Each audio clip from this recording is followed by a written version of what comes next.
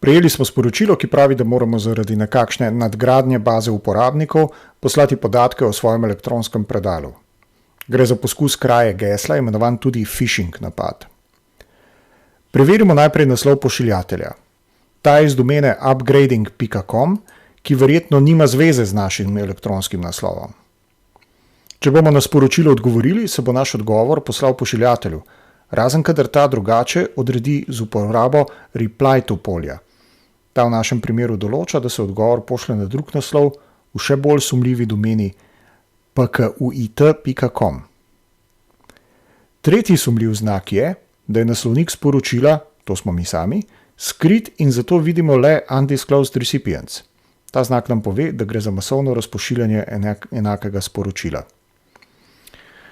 Sporočilo od nas zahteva podatke, ki jih naš ponudnik elektronske pošte mora vedeti že sam po sebi, da lahko sploh storitev nudi.